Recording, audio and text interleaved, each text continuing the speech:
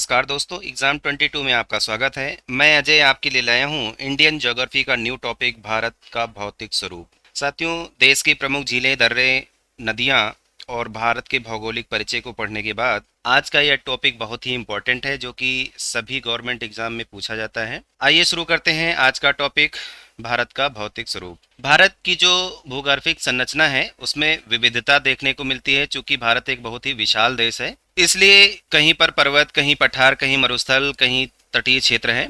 तो भारत का लगभग 10.6% भाग पे पर्वत, 18.5% क्षेत्र पे पहाड़ियाँ और 27.7% पे पठार, ठीक इसी तरीके से 43% क्षेत्र पे विस्तृत मैदान पाए जाते हैं। भारत के भौतिक स्वरूप की बात करें तो इन्हें चार प्रमुख भागों में बांट सकते हैं। पहला जो क्षेत्र है वो उत्तर का पर्वतीय क्षेत्र है, प्रायद्वीपीय पठार है, उत्तर का विशाल मैदान है, तटीय मैदान या द्वीपीय भाग हैं। इन जो चार क्षेत्र हैं, मुख्य रूप से चार जो क्षेत्र हैं, इनको छह भागों में हम विभाजित कर सकते हैं अध्ययन के लिए। उत्तर और उत्तरी पूर्वी पर्वतमाला, उत्तरी भारत के मैदान, प्रायद्वीपीय पठार, मरुस्थलीय भारतीय मरुस्थल, तटीय मैदान और द्वीप समूह। आज हम जो डिस्कशन करेंगे, आज का हमारा जो टॉपिक रहेगा उसमें उत्तर और उत्तर पूर्वी पर्वतमाला एवं प्रायद्वीपीय पठार के बारे में रहेगा। शेष बचे हुए टॉपिक पर अगली वीडियो में हम आपको उत्तरी भारत के मैदान, भारतीय मरुस्थल, तटीय प्रदेश के बारे में जानकारी देंगे। स्टार्ट करते हैं उत्तर के पर्वतीय क्षेत्र से, जो कि हिमालय पर्वत श्रेणियां हैं। भारत की जो पर्वतमाला है वो पश्चिम में सिंधु नदी से लेकर पूर्व में ब्रह्मपुत्र नदी तक यानी दिहांग नदी तक फैली हुई है। अगर पर्वत के हिसाब से देखें तो पश्चिम में नंगा पर्वत से लेकर पूर्व में नमचा बरवा पर्वत तक अर्धवृत्त रूप में भारत का यह हिमालय पर्वत फैला हुआ है। इसकी जो कुल लंबाई है लगभग 2400 किलोमीटर। अरुणाचल प्रदेश में इसकी चौड़ाई लगभग 150 किलोमीटर और कश्मीर में 400 किलोमीटर ये चौड़ा है। यहाँ से एग्जाम में अक्सर फैक्ट बनता है, कश्मीर में ये फैक्ट ये बनता है कि हिमालय का कौन सा भाग सबसे अधिक चौड़ा है, और ये प्रदेश के नाम देता है, अरुणाचल प्रदेश में, कश्मीर में, असम में या उत्तराखंड में। तो आपको कश्मीर ऑप्शन टिक करना है।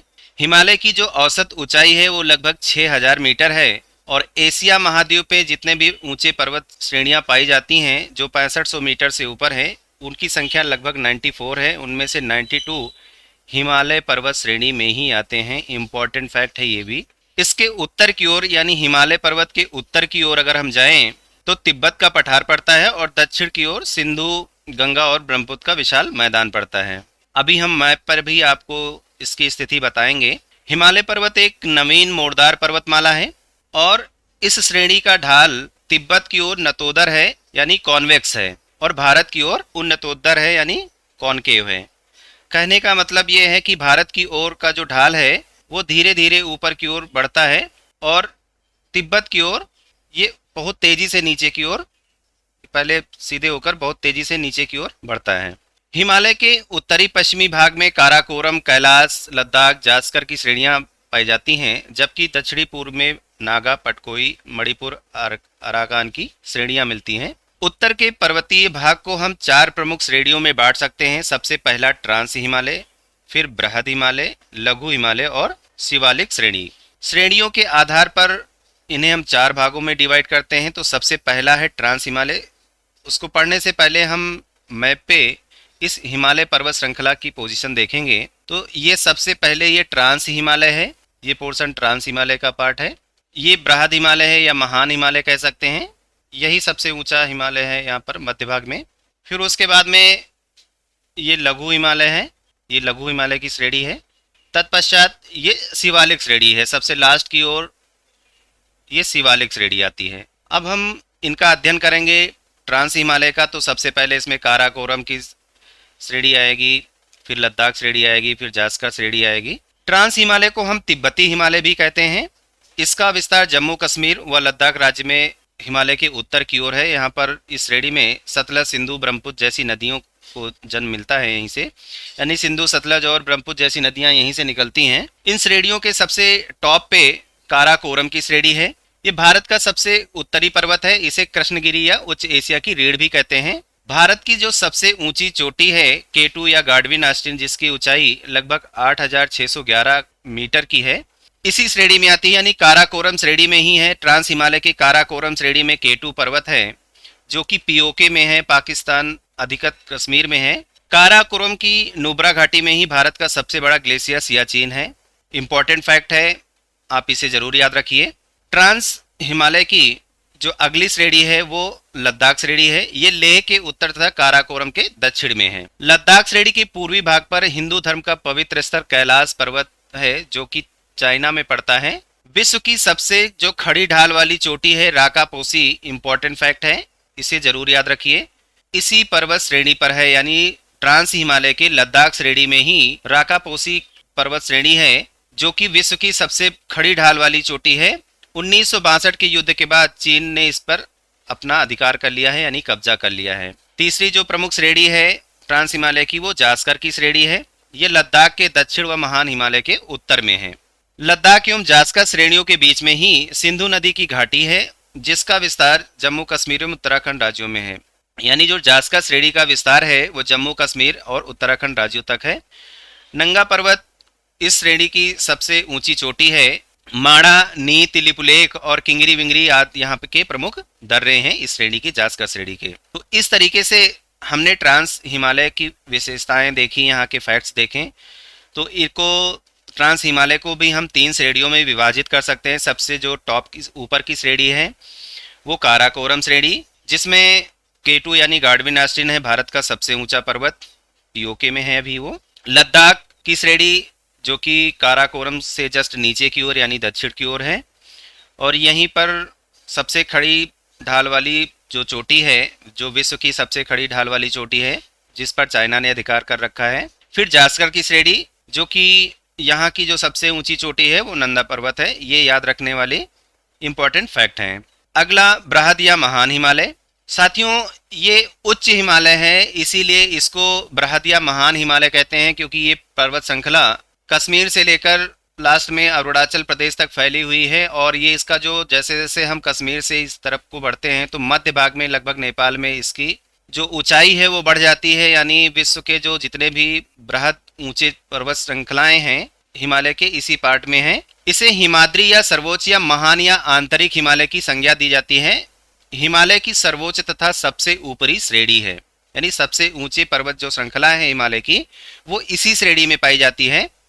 इसका जो आंतरिक भाग है वो आर्कियन सैलो यानी ग्रेनाइट, नीस तथा शिष्ट चट्टानों से बना हुआ है। जो ऊपर का भाग है यानी पार्श्व भाग है, बाहर का भाग है, वो कायांतरित अवसादी सैलो से बना हुआ है। इसकी अगर औसत ऊंचाई की बात करें तो औसत ऊंचाई लगभग 6100 मीटर, लंबाई लगभग 2400 किलोमीटर से 2500 किलोमीटर, अर्थात ये इसका विस्तार कश्मीर से लेकर लास्ट अरुणाचल प्रदेश तक है, और चौड़ाई लगभग 25 किलोमीटर है। दूसरे शब्दों में ये नंदा पर्वत यानी नंगा पर्वत से शुरू होकर सिंधु के मोड़ से लेकर पूर्व में नमचा बरवा की जो पहाड़ियां हैं, जो पर्वत श्रृंखला है, वहां तक पहुंचती है ये ब्रह्मपुत्र नदी के मोड़ तक। मध्य भाग में नेपाल देश है, जो कि सबसे ऊंचा भाग है इस श्रेणी का।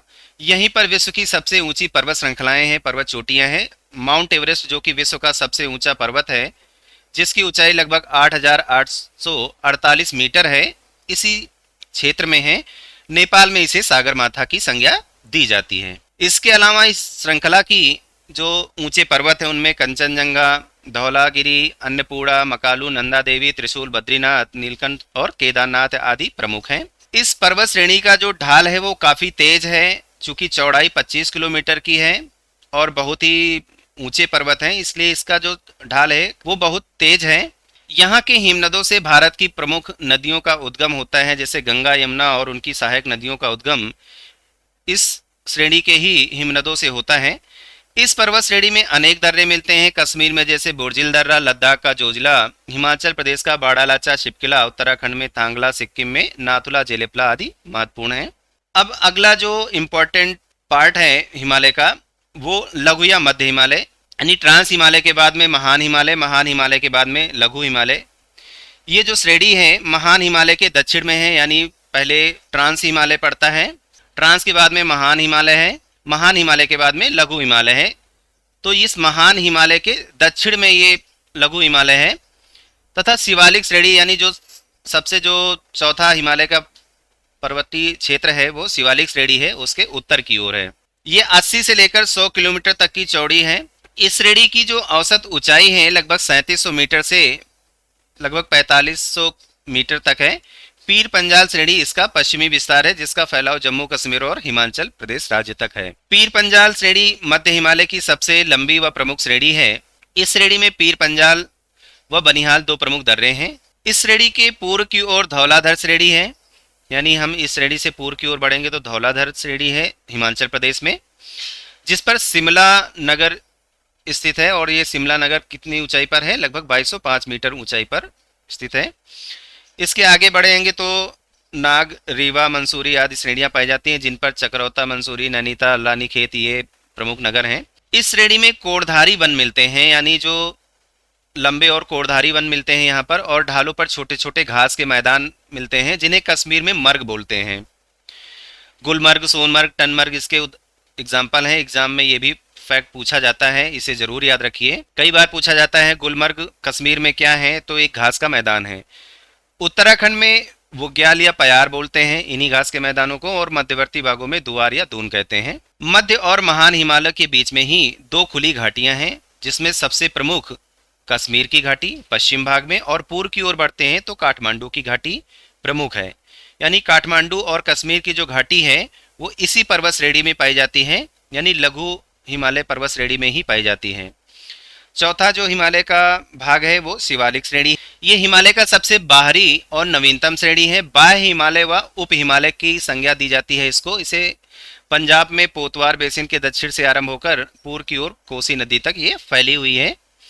अगर हम इसके औसत ऊंचाई की बात करें तो 900 से 1200 मीटर के बीच है इसकी औसत ऊंचाई। शिवालिक श्रेणी को जम्मू में जम्मू की पहाड़ियों के नाम से जानते हैं, क्योंकि उसकी जो औसत ऊंचाई है वो कम है, ये ट्रांस हिमालय, बृहद हिमालय और लघु हिमालय की अपेक्षा। इसका शिवालिक के जो पश्चिम में सिंधु से पूर्व और तीस्ता के बीच में जो फैला क्षेत्र है वो भाबर का मैदान कहलाता है। यानी जब हम शिवालिक हिमालय श्रेणी की ओर बढ़ते हैं तो शिवालिक के पश्चिम की ओर सिंधु से पूर्व में तीस्ता की ओर जो फैला हुआ मैदान है वो भाबर कहलाता है, यानी कंकड़ पत्थर से बना हुआ जो मैदान है, जिसमें नदियां लगभग लगभग विलुप्त सी प्रतीत होती हैं और वहीं से बाद में निकलना स्टार्ट होती हैं। इन भाग को, जिसे पश्चिम व मध्य के में दून या पूर्व में द्वार कहते हैं, देहरादून और हरिद्वार ऐसे ही मैदान हैं, यानी ये भाबर के मैदान हैं। अब हम हिमालय को पर्वत श्रेणियों के विभाजन के बाद हिमालय का प्रादेशिक विभाजन कैसे हुआ है इसके बारे में पढ़ेंगे। तो सबसे पहला पंजाब हिमालय, फिर कुमायूं हिमालय, इसके बाद में नेपाल हिमालय और असम हिमालय। पंजाब हिमालय को हम कश्मीर हिमालय भी कहते हैं। ये कश्मीर हिमालय सिंधु नदी के मोड़ से लेकर सतलज नदी तक के मध्य में फैला हुआ है, जिसकी जो मध्यवर्ती दूरी है वो लगभग 560 किलोमीटर की है। मैप पे भी देख सकते हैं साथ साथ। ये सिंधु नदी यहाँ से प्रवेश करती है ऐसे, तो इस सिंधु नदी से लेकर इस सतलज नदी तक के क्षेत्र को हम पंजाब हिमालय या कश्मीर हिमालय की संज्ञा देते हैं। इसके आगे का जो पार्ट है, यानी उत्तराखंड का जो पार्ट है, उसे हम कुमायूं हिमालय की संज्ञा देते हैं। ये काली नदी है, ये ताप्ती नहीं, काली नदी है। यहाँ तक सतलज नदी से लेकर इस काली नदी तक के क्षेत्र को हम कुमायूं हिमालय कहते हैं, और लगभग ये 320 किलोमीटर लंबाई में फैला हुआ है। नेपाल हिमालय यानी काली नदी से लेकर तीस्ता नदी तक, यहाँ तक ये नेपाल हिमालय है। और इस तीस्ता नदी से लेकर इस ब्रह्मपुत्र नदी तक यानी दिहांग नदी तक असम हिमालय विस्तृत है। असम हिमालय की जो लंबाई है लगभग 720 किलोमीटर, और नेपाल हिमालय की जो लंबाई है लगभग 800 किलोमीटर तक की है।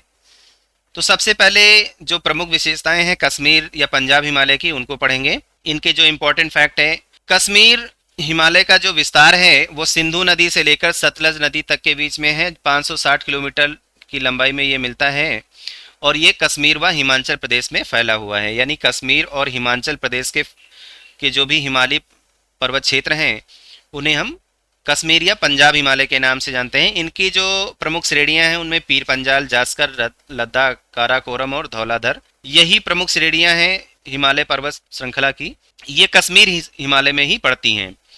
कश्मीर हिमालय करेवा के लिए सुविख्यात है। जाफरान यानी देसी केसर की खेती इसी हिमालय क्षेत्र में पाई जाती है। कश्मीर की घाटी, डल झील इसी हिमालय श्रृंखला में है। सियाचिन, हिमनद, जोजिला, बनिहाल, खारदुंगला आदि प्रमुख दर्रे, माँ वैष्णो देवी गुफा, अमरनाथ गुफा और चरार ए शरीफ ऐसे तीर्थ स्थल इसी श्रेणी में है। हिमालय का जो दक्षिणी भाग है यहाँ पर वनों की प्रचुरता है, यानी हिमालय के जो दक्षिणी भाग में वन पाए जाते हैं, घने वन मिलते हैं, और उत्तरी भाग में शुष्क, निर्जल, ऊबड़ खाबड़ आदि क्षेत्र पाए जाते हैं। यानी उत्तर की ओर हिमालय के उत्तरी ढाल पे देखेंगे तो उत्तरी ढाल पे वन नहीं है, छोटे छोटे घास के मैदान हैं, शुष्क है या निर्जन है। लेकिन दक्षिणी भाग की ओर हम देखेंगे तो वनों की अधिकता है, प्रचुरता है। प्रादेशिक विभाजन में अगला जो हिमालय का पार्ट है वो कुमायूं हिमालय, जो कि उत्तराखंड का हिमालय है। इसका विस्तार सतलज नदी से लेकर काली नदी तक है। लगभग 320 किलोमीटर की लंबाई में फैला हुआ ये उत्तराखंड राज्य में है। पूर्वी भाग को कुमायूं और पश्चिमी भाग को गढ़वाल हिमालय के नाम से जानते हैं। ये हिमालय पंजाब की अपेक्षा अधिक ऊंचा है, यानी पंजाब हिमालय से थोड़ा अधिक ऊंचा है। उनकी जो प्रमुख चोटियां हैं उसमें बद्रीनाथ, केदारनाथ, त्रिशूल, माना, गंगोत्री, यमुनोत्री ये प्रमुख हैं। इसी हिमालय क्षेत्र में गंगा और यमुना जैसी पवित्र नदियों का उद्गम होता है, और पंचप्रयाग जो उत्तराखंड के पंचप्रयाग हैं, जिसमें विष्णु प्रयाग, नंद प्रयाग, कर्ण प्रयाग, रुद्र प्रयाग और देव प्रयाग आदि शामिल हैं, ये इसी हिमालय क्षेत्र में है। नंदा देवी कुमायूं हिमालय की सर्वोच्च श्रेणी है। सबसे जो प्रसिद्ध फूलों की घाटी है वो इसी श्रेणी में है। नैनीताल, भूमिताल, साताल जैसी झीलें और माना, नीति और लिपलेख जैसे दर्रे इसी हिमालय क्षेत्र में हैं। अगला जो प्रादेशिक विभाजन है हिमालय का, उसमें तीसरा नंबर नेपाल हिमालय का है, जो कि काली नदी से लेकर तीस्ता नदी तक विस्तृत है। 800 किलोमीटर की लंबाई में है। ये कुमायूं की अपेक्षा अधिक ऊंचा है। कह सकते हैं कि हिमालय पर्वत श्रेणी की सबसे ऊंची श्रृंखलाएं इसी श्रेणी में हैं। हिमालय की सबसे ऊंची चोटियां यहीं पर पाई जाती हैं, और विश्व का जो सबसे ऊंचा पर्वत चोटी है माउंट एवरेस्ट, वो यहीं पर है, नेपाल में ही। इनकी जो अन्य प्रमुख पर्वत श्रृंखलाएं चोटियां हैं उनमें कंचनजंगा, मकालू आदि यहीं पर शामिल हैं, यानी नेपाल हिमालय में ही। काठमांडू घाटी यहाँ की प्रमुख घाटी है। हिमालय का जो अगला प्रादेशिक पार्ट है वो असम हिमालय है, जो कि तीस्ता नदी से लेकर ब्रह्मपुत्र नदी यानी दिहांग नदी तक फैला हुआ है। ये 720 किलोमीटर की लंबाई में है। अरुणाचल प्रदेश व भूटान के भाग मुख्य रूप से इसमें शामिल हैं। असम हिमालय को पूर्वी हिमालय भी कहा जाता है, चूंकि ये भारत के पूर्वी क्षेत्र में है। इस हिमालय के प्रमुख जो शिखर हैं उसमें कुला कांगड़ी, जो कि लगभग 7,554 मीटर की ऊंचाई है इसकी, चोमोवहारी, कांगटो, नमचावरबा ये आदि यहाँ की प्रमुख चोटियाँ हैं। इसी हिमालय में यानी असम हिमालय में ही जेलेपला और यांगयाप जैसे प्रमुख दर्रे हैं। भारत के पर्वतीय प्रदेश को पढ़ने के बाद अब हम प्रायद्वीपीय पठार की बात करेंगे। जो प्रायद्वीपीय पठार है ये प्राचीन गोंडवाना भूमि का भाग है, जो कि भारत का सबसे प्राचीन भाग है। उत्तर दक्षिण में इसकी जो लंबाई है लगभग 1600 किलोमीटर और पूर्व पश्चिम में इसकी जो चौड़ाई है वो लगभग 1400 किलोमीटर है। ये भारत का सबसे बड़ा भौतिक प्रदेश है। प्रायद्वीपीय पठार की जो औसत ऊंचाई है लगभग 600 से 900 मीटर के बीच में है। अरावली, विंध्याचल, सतपुड़ा, कैमूर, राजमहल ये यहाँ की प्रमुख पहाड़ियाँ हैं। मेघालय की पहाड़ियाँ, जिन्हें हम शिलांग की पहाड़ी भी बोलते हैं, इसी प्रायद्वीपीय पठार के अंतर्गत ही आती हैं। प्रायद्वीपीय पठार के पश्चिम में पश्चिमी घाट और पूर्व में पूर्वी घाट स्थित है, जो कि इसका जो दक्षिणी छोर है वो कन्याकुमारी कहलाता है, यानी जो नीचे की ओर का पार्ट है, आप मैप पे भी देख सकते हैं। ये जो डार्क एरिया है यही प्रायद्वीपीय पठार है। ये एरिया सब ये प्रायद्वीपीय पठार है। इसकी जो प्रमुख श्रेणियां अरावली हैं, विंध्य श्रेणियां हैं, सतपुड़ा हैं, और ये पश्चिमी घाट है, ये पूर्वी घाट है। तो सबसे पहले हम अरावली श्रेणी के बारे में पढ़ेंगे। अरावली विश्व का सबसे प्राचीनतम पर्वतमाला है। ये फैक्ट बनता है, एग्जाम में अक्सर पूछा जाता है। अरावली का निर्माण प्री कैम्ब्रियन युग में हुआ था। ये श्रेणी पालनपुर यानी गुजरात से स्टार्ट होकर राजस्थान होकर दिल्ली तक फैली हुई है, लगभग 800 किलोमीटर की लंबाई में। यानी ये गुजरात, अरावली का ये गुजरात से लेकर ये दिल्ली की ओर बढ़ती हुई ये श्रृंखला है। यहाँ पर दिल्ली आगे है। दिल्ली के निकट इसे रायसीना हिल्स, ये भी बहुत ही इंपॉर्टेंट फैक्ट है, अक्सर पूछा जाता है, की संज्ञा दी जाती है। यानी दिल्ली के निकट अरावली पर्वत श्रेणी को ही रायसीना हिल्स बोला जाता है। उदयपुर के निकट इसे जरगा पहाड़ियाँ और टोडगढ़, ये राजस्थान का क्षेत्र है, के निकट मारवाड़ की पहाड़ियाँ, अलवर के निकट हर्षनाथ की पहाड़ी के रूप में जानते हैं। यानी राजस्थान में इसके अलग अलग नाम हैं। उदयपुर के पास में इसे जरगा पहाड़ी बोलते हैं, और टोडगढ़ के पास में मारवाड़ की पहाड़ी, अलवर के पास में हर्षनाथ की पहाड़ी के नाम से जानते हैं। माही और लूनी नदियाँ यहीं से निकलती हैं, इसके पश्चिमी ओर से ही, अरावली पर्वत श्रेणी के।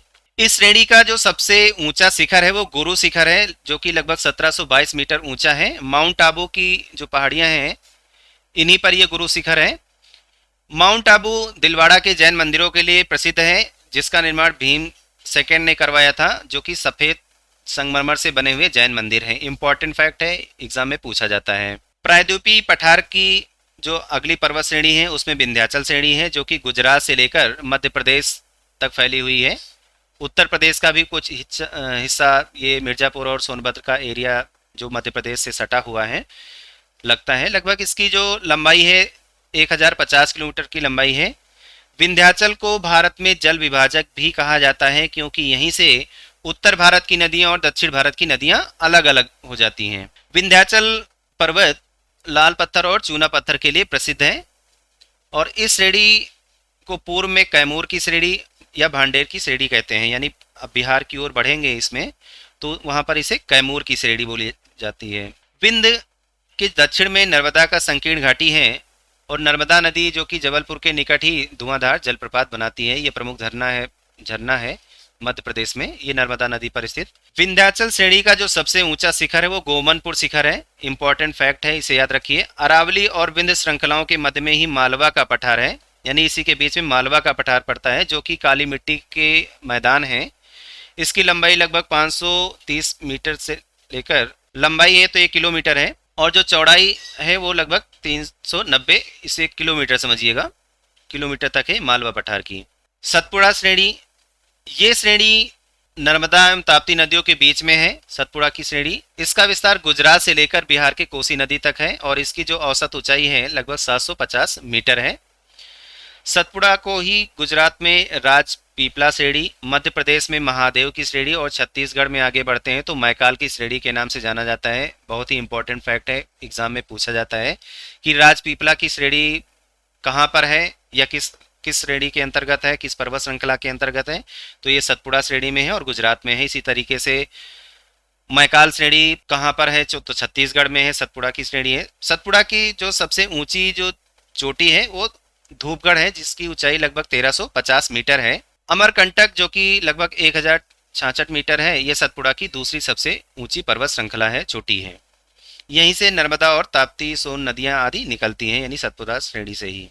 छोटा नागपुर पठार, प्रायद्वीपीय पठार में छोटा नागपुर पठार जो कि मध्य उच्च भूमि का भाग है, इसका विस्तार पश्चिम बंगाल व झारखंड में है। महानदी, सोन, स्वर्णरेखा और दामोदर, ये जो प्रमुख नदियां हैं वो छोटा नागपुर के पठारी इलाकों से ही निकलती हैं। राजमहल की पहाड़ियां इसकी उत्तरी सीमा और महानदी इसकी दक्षिणी सीमा बनाती है। इंपॉर्टेंट फैक्ट है, इसमें हजारीबाग का पठार, कोडरमा का पठार ये शामिल हैं इसी छोटा नागपुर पठार में। ये पठार खनिज पदार्थों के लिए बहुत ही इंपॉर्टेंट है, यानी यहाँ पर विभिन्न प्रकार के खनिज पदार्थों का उत्खनन होता है। अगला मेघालय का पठार, जिसे हम शिलांग पठार के नाम से भी जानते हैं। ये मेघालय पठार प्रायद्वीपीय पठार का उत्तरी पूर्वी भाग है, जिसे हम शिलांग पठार के नाम से भी जानते हैं। मालदा गैप द्वारा ये प्रायद्वीपीय भाग से अलग होता है। इसकी जो औसत ऊंचाई है लगभग 610 मीटर से लेकर 1830 मीटर के बीच में है। मेघालय पठार में ही जो प्रमुख पर्वत श्रृंखलाएं हैं, जो पहाड़ियां हैं, उनमें गारो की पहाड़ियां, मध्यवर्ती भाग में खासी की पहाड़ियां, फिर उसके बाद जयंती की पहाड़ियां, और पूर्वी भाग में मिकिर की पहाड़ियां स्थित हैं। और जो खासी पहाड़ी पर ही शिलांग नगर स्थित है, जो कि शिलांग शिखर यहाँ का सबसे ऊंचा स्थान है। लगभग 1965 मीटर ऊंचाई है इसकी, और ये यहाँ का सर्वोच्च शिखर है, शिलांग शिखर। अब हम बात करेंगे पश्चिमी घाट की। पश्चिमी घाट ताप्ती के मुहाने से शुरू होकर दक्षिण में कन्याकुमारी तक है, यानी हम भारत के मैप की बात करें तो ये ताप्ती से लेकर ये पूरा जितना भी इलाका है कन्याकुमारी तक का, ये पश्चिमी घाट के अंतर्गत है। इसकी जो लंबाई है लगभग 1600 किलोमीटर लंबाई है, और ये हिमालय के बाद में दूसरे सबसे लंबी पर्वत श्रृंखला है। इसकी जो औसत ऊंचाई है वो लगभग 1200 मीटर है। पश्चिमी घाट उत्तर में 50 किलोमीटर तथा दक्षिण में 65 से 80 किलोमीटर चौड़े हैं, यानी उत्तर की ओर इसकी जो चौड़ाई है वो कम है, लगभग 50 किलोमीटर, और जैसे जैसे दक्षिण की ओर हम बढ़ते हैं तो इसकी चौड़ाई बढ़ती जाती है। इसके उत्तर में गुजरात के सौराष्ट्र में गिरी की पहाड़ियां हैं, यानी हम ये गुजरात की ओर अगर बढ़ते हैं तो यहीं पर गिरी की पहाड़ियां पाई जाती हैं, जो कि एशियाई शेरों के लिए प्रसिद्ध हैं। सह्याद्री पश्चिमी घाट का सबसे ऊपरी भाग है, उत्तरी सह्याद्री का जो सबसे ऊंचा शिखर है वो कालसुखाई है, लगभग 1646 मीटर की ऊंचाई है इसकी। और दूसरी जो जो दूसरा जो ऊंचा शिखर है वो महाबलेश्वर है। और दक्षिण सह्याद्री का जो प्रमुख शिखर है वो कुद्रेमुख है। यानी जो सह्याद्री है, इस पश्चिमी घाट का जो सबसे ऊंचा क्षेत्र है वो सह्याद्री कहलाता है। और इस सह्याद्री का जो सबसे ऊंचा शिखर है उत्तरी सह्याद्री का, वो कालसुखाई है। और दक्षिण सह्याद्री का कुद्रेमुख है। सह्याद्री के दक्षिण की ओर ही एक पर्वत ग्रंथि मिलती है, पर्वत श्रृंखला है, जिसे हम अनाईमुड़ी बोलते हैं। यानी जो सह्याद्री है उससे नीचे की ओर बढ़ेंगे तो यहीं पर अनाईमुड़ी पर्वत ग्रंथि है, जिसका जो सर्वोच्च शिखर है वो अनाईमुड़ी है। लगभग 2996 मीटर की ऊंचाई है इसकी, जो कि दक्षिण भारत या प्रायद्वीपीय भारत का सर्वोच्च शिखर है। इम्पॉर्टेंट है, कई बार पूछा जाता है, ये याद रखिए। पश्चिमी और पूर्वी घाट जहाँ पर मिलते हैं वहाँ पर एक और पर्वत ग्रंथि पाई जाती है, जिसे हम नीलगिरी की पहाड़ियाँ कहते हैं, जिसका सबसे ऊंचा जो शिखर है वो दोदा बेटा है। इसकी जो ऊंचाई है लगभग 2696 मीटर है, जो कि दक्षिण भारत का दूसरा सबसे ऊंचा शिखर है। यानी जहाँ पर ये पश्चिमी घाट और ये पूर्वी घाट जहाँ पे लगभग लगभग एक से प्रतीत होते हैं, वहीं पर नीलगिरी की पहाड़ियाँ बीच में हैं। इन्हीं पहाड़ियों का जो सबसे ऊंचा शिखर है वो दोदा बेटा है। नीलगिरी टोडा जनजाति के लिए प्रसिद्ध है। यहाँ पर सागौन के वृक्ष मुख्य रूप से पाए जाते हैं। इसके अलावा केरल में इलायची की पहाड़ियाँ, जिसे हम कार्डिमम हिल्स के नाम से जानते हैं, केरल और तमिलनाडु की सीमा पर स्थित हैं। यानी तमिलनाडु ये एरिया है और केरल ये एरिया है, तो यहीं पर कार्डिमम की पहाड़ियाँ हैं, कार्डिमम हिल्स हैं। थाल घाट, भोर घाट, पाल घाट, सेनकोटा आदि पश्चिमी घाट में पाए जाने वाले प्रमुख दर्रे हैं। यानी महाराष्ट्र में ये थाल घाट, भोर घाट, और केरल की ओर बढ़ेंगे तो ये पाल घाट और सेनकोटा है, यहाँ के प्रमुख दर्रे हैं। अब हम पूर्वी घाट की बात करेंगे। पूर्वी घाट जो पर्वत श्रृंखला है, इसकी लंबाई लगभग 1300 किलोमीटर है। उत्तर में 190 किलोमीटर और दक्षिण में 90 किलोमीटर की इसकी चौड़ाई है। औसत ऊंचाई इसकी 615 मीटर है। इनकी जो प्रमुख पहाड़ियां हैं उसमें नल्लामलाई, पालकोंडा, जवादी, सेवराय आदि इनकी पहाड़ियां प्रमुख हैं। पूर्वी भाग का जो सर्वोच्च शिखर है वो विशाखापत्तनम है, जिसे हम जिंदगढ़ भी अगर आता है तो ये सबसे ऊंचा शिखर है यहाँ पर, 1680 मीटर। और दूसरा जो सबसे ऊंचा शिखर है वो महेंद्रगिरी है, लगभग 1501 मीटर। ये उड़ीसा राज्य के दक्षिण में गंजाम जिले में है। तो पूर्वी घाट का जो सबसे ऊंचा शिखर है वो विशाखापत्तनम का जिंदगढ़ शिखर है। अगर आपके ऑप्शन में विशाखापत्तनम या जिंदागढ़ नहीं दिया होता है तो महेंद्रगिरी ट्रिक करेंगे, क्योंकि अक्सर एग्ज़ाम में जो पूछा जाता है उसमें विशाखापत्तनम नहीं दिया होता, महेंद्रगिरी सिर्फ दिया होता, तो महेंद्रगिरी होएगा। अगर विशाखापत्तनम भी दिया है, महेंद्रगिरी भी दिया है, तो सबसे जो ऊंचा शिखर है वो विशाखापत्तनम ही है। ये इंपॉर्टेंट फैक्ट है, इसे आप जरूर याद रखिएगा। इस तरीके से हम भारत के पर्वतीय और पठारी प्रदेशों को देखें तो भारत का जो पर्वतीय क्षेत्र है, मुख्यतः अगर पर्वत श्रेणियों की बात करें तो ये चार प्रमुख श्रेणियां हैं पर्वत की। ट्रांस हिमालय, बृहद हिमालय, लघु हिमालय, बाह्य हिमालय। और प्रादेशिक भाग की बात करें तो सबसे पहले प्रादेशिक भागों में पंजाब हिमालय, फिर कुमायूं हिमालय, नेपाल हिमालय और असम हिमालय आते हैं। साथियों, भारत के जो भौतिक प्रदेश हैं इनमें और भी जो आगे की भारत का जो उत्तरी भारत का मैदान है, मरुस्थल है, तटीय प्रदेश हैं, इनके बारे में विस्तृत जानकारी हम अगली वीडियो में रखेंगे। दोस्तों, अगर आपको ये वीडियो पसंद आई है तो आप चैनल को ज़रूर सब्सक्राइब करें, लोगों को शेयर करना ना भूलें। धन्यवाद।